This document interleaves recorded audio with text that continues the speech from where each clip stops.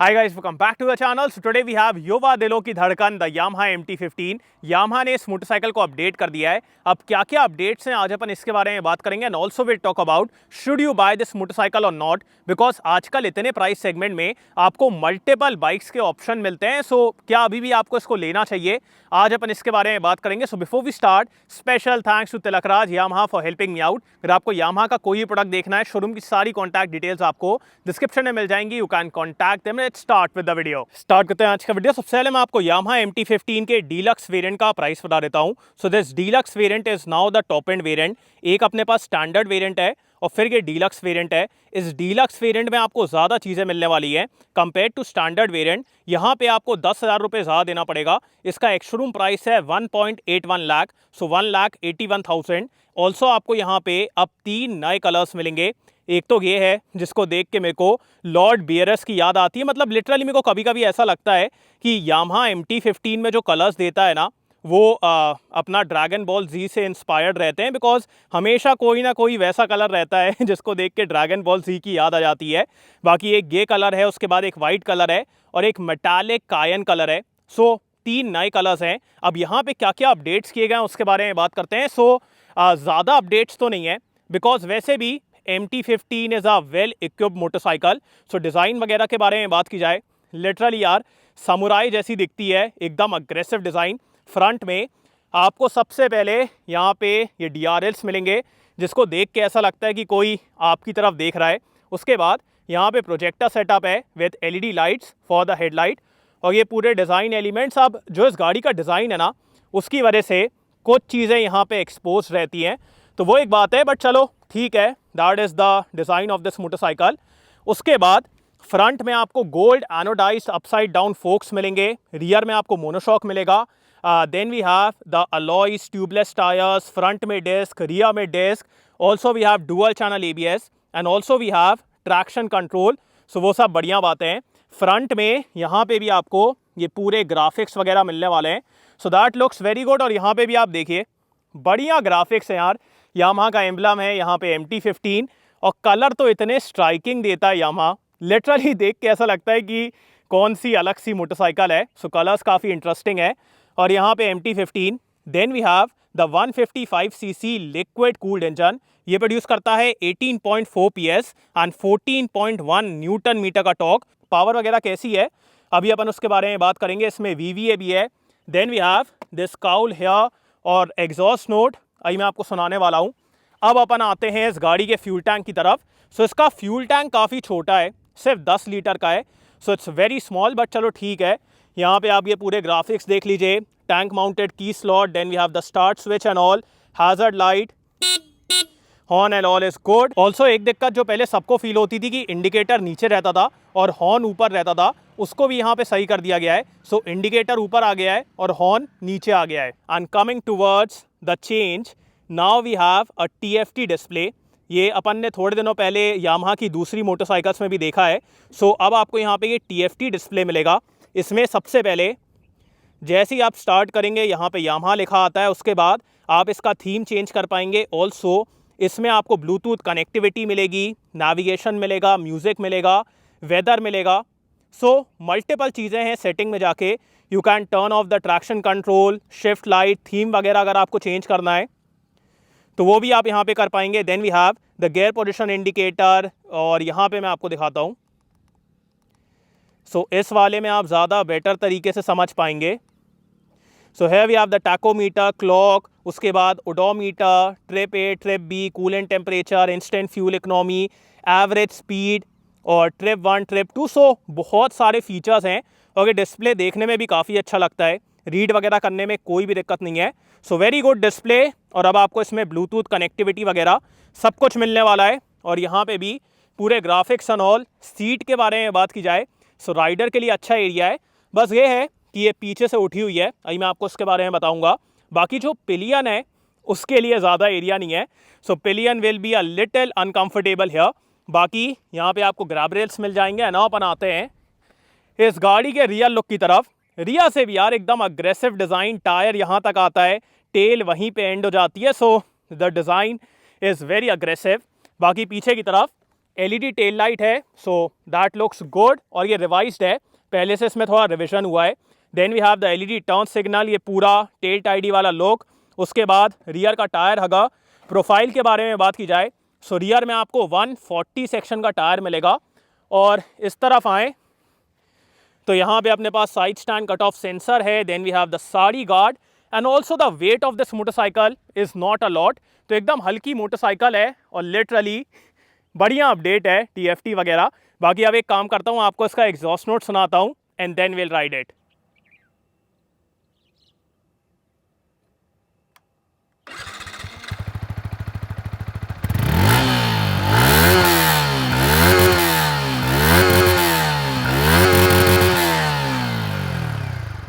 Let's go.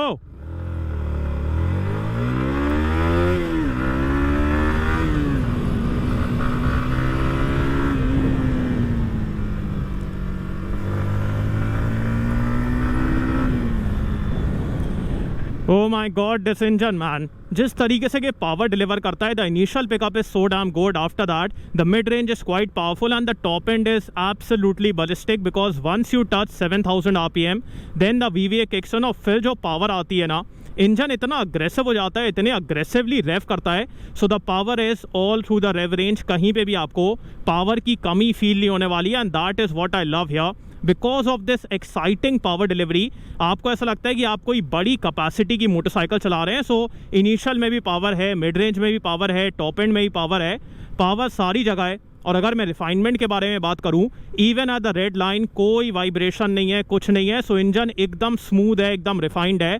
और heating वगैरह भी आपको कुछ भी फील नहीं होने वाला है. Heating is very well manage. So engine ज़्यादा हीट वगैरह नहीं होता है. और पावर यार एकदम कमाल की है, लिटरली इतनी कमाल की पावर है. Every time I ride this engine in R15 और MT15 इतना मज़ा आता है बिकॉज इतना फ्री रेविंग इंजन है, इतने बढ़िया तरीके से पावर देता है, बिल्कुल भी रिस्ट्रिक्ट नहीं करता है, बिल्कुल भी हेजिटेट नहीं करता है. सो पावर यहाँ पे एकदम मज़ेदार है, वेरी गुड. और इंजन काफ़ी सही है. बाकी अब बात करते हैं इस गाड़ी के गेयरबॉक्स के बारे में. सबसे पहले यहाँ पे आपको स्लिपर क्लच मिलेगा. So the clutch is very light, बहुत आराम से आप इसको यूज़ कर लेंगे. And also it's a slipper clutch, so you can aggressively down shift, the rear wheel won't skid. और अगर मैं गेयरबॉक्स के बारे में बात करूँ, अप शिफ्ट डाउन शिफ्ट जो भी आपको करना है आप करिए. There is a proper click, properly gear change होता है. सो शिफ्टिंग वगैरह के मामले में कोई भी दिक्कत नहीं है. It's a very good gear box. And अब बात करते हैं इस मोटरसाइकिल के सिटिंग पोजीशन के बारे में. So sitting position is a little compact. अगर आप बहुत बड़े हैं ना तो आपको यहाँ पे ऐसा लगेगा कि बहुत ज़्यादा कॉम्पैक्ट सिटिंग पोजीशन है बिकॉज हैंडल बार भी एकदम यहाँ पे है, सीट भी आपकी यहीं पे है और बाइक उतनी बड़ी नहीं है. So because of that compact sitting position है. But in terms of comfort not a major issue. आप एकदम अपराइट बैठते हैं, फुट पेक्स पीछे की तरफ हैं, but that is not uncomfortable. और यहाँ पे आपको काफ़ी अच्छा एरिया मिलता है टैंक को ग्रिप करने के लिए.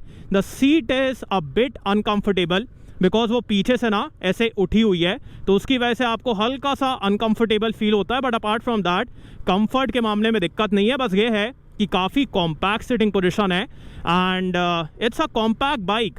जब आप इसको एकदम ऐसे ऐसे करते हैं ना, it's a compact bike. And because of that इस गाड़ी के साथ खेलने में, टर्न करने में, मनूवर करने में इतना मज़ा आता है बिकॉज इतनी छोटी सी है यार. मतलब आपको जैसे चलाना है आप वैसे चलाइए. सो that is pretty good here. एकदम कॉम्पैक्ट है, एकदम light weight, playful motorcycle. So sitting position is comfortable. और अगर आपको इसको अग्रेसिव करना है, you can do it. And अब बात करते हैं इस मोटरसाइकिल के ब्रेक्स के बारे में. So we have dual disc and dual channel ABS. Also we have traction control, तो वो भी आपको यहाँ पे मिलेगा. So let's talk about the rear brake first.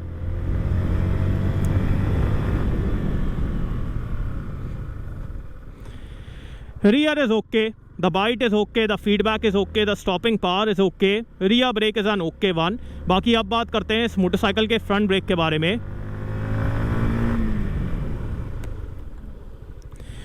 Front is good, काफ़ी अच्छी बाइट है, काफ़ी अच्छा मॉड्यूलेशन है. The feedback is also good. So front का ब्रेक काफ़ी अच्छा है. The rear is kind of okay.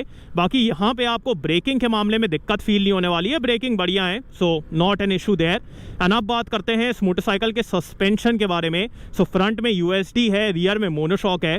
अब इस सस्पेंशन में ना फ्रंट में भी रियर में भी दोनों में आपको एक स्टिफनेस फील होगी. बहुत ज़्यादा स्टिफ नहीं है। अगर आप एकदम से कोई गड्ढे में जाते हैं या फिर पॉटहोल में जाते हैं, it will give you decent comfort, but there is a certain stiffness and because of that आपको इतनी निम्बल फीलिंग आती है, इतनी एजाइल फील होती है मोटरसाइकिल। एंड ऑल्सो जब आप इसको अग्रेसिवली कॉर्नर्स में लीन करते हैं, गाड़ी एकदम स्टेबल रहती है। So the stability is very good. और जो एकदम इनिशियल की डैम्पिंग है ना, that is on the comfortable side. So अगर आप एकदम स्लो स्पीड में कोई गड्ढे वगैरह में जाएंगे, वहाँ पे आपको डिसेंट कंफर्ट मिल जाएगा, ये एब्जॉर्ब कर लेगा। बट अगर आप ज़्यादा तेज़ जाएंगे, फिर आपको कंफर्ट वगैरह नहीं मिलेगा, because it's on the stiffer side. So that is how the suspension is. बाकी in terms of stability, handling, amazing यार। लिटरली आपको कोई एफर्ट नहीं करना पड़ता है यहाँ पे इस गाड़ी को टर्न करने के लिए। You just think about it और गाड़ी टर्न हो जाती है। सो that is how nimble it is. And अब बात करते हैं इस मोटरसाइकिल के माइलेज के बारे में। So this is one thing जो कि आपको MT-15 और R15 दोनों में एकदम कमाल का मिलता है, बिकॉज ये मोटरसाइकिल्स काफ़ी अच्छा माइलेज देती हैं। सो you can easily get around 40 to 45 kilometres पर लीटर। अगर आप नॉर्मली राइड करेंगे ना, 40 to 45 is what you will get. अगर आप थोड़ा अग्रेसिवली राइड करते हैं, फिर आपको 35 to 40 किलोमीटर्स पर लीटर इतना माइलेज मिल जाएगा। So mileage is not an issue with this motorcycle. Power भी काफ़ी अच्छी है, माइलेज भी काफ़ी अच्छा है। बाकी इसको रीड करने में कोई भी दिक्कत नहीं है। इट्स ब्राइट, सो रीड वगैरह करने में दिक्कत नहीं होती है। फॉन्ट वगैरह भी बढ़िया है और लीन वगैरह करने में भी कोई दिक्कत नहीं है। So it's a very playful motorcycle, a very fun to ride motorcycle, very nimble, very agile, and that is what I love about the MT-15। And once the VVA kicks in, that is where the main power is. बाकी अब बात करते हैं verdict के बारे में।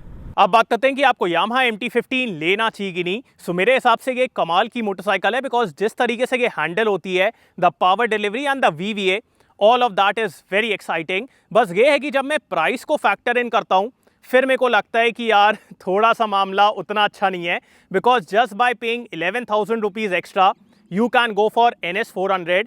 अगर आपको 200 सीसी में एक ज़्यादा पावरफुल मोटरसाइकिल चाहिए, then we have the NS200, जिसका प्राइस इससे बहुत कम है। उसका प्राइस है 1.46 lakh ex showroom.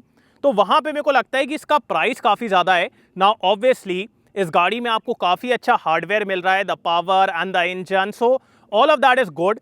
But price यार मेरे को लगता है कि इस मोटरसाइकिल का काफ़ी ज़्यादा है, and with the features and everything still the price is a bit more, so pricing could have been better। बाकी ऑब्वियसली अगर आपको एक निम्बल मोटरसाइकिल चाहिए, एक हल्की मोटरसाइकिल चाहिए जिसमें अच्छी पावर हो, जो अच्छा माइलेज दे, बिकॉज NS400 में आपको माइलेज तो मिलेगा नहीं। सो अगर आपको अच्छा माइलेज भी चाहिए, अच्छी पावर भी चाहिए, स्टाइलिश बाइक चाहिए और एक अच्छी वेल पैकेज्ड मोटरसाइकिल चाहिए, फिर मैं कहूँगा this is a very good option. बाकी मेरे हिसाब से pricing could have been better। So आपको नई यामाहा MT-15 कैसी लगी, do tell me in the comments. So thanks for watching guys, hope you like this video. इसको लाइक कर देना, सब्सक्राइब करना, बेल आइकन दबा देना, एंड कमेंट डाउन बिलो आपको कैसा लगा इन नेक्स्ट वीडियो। बाय।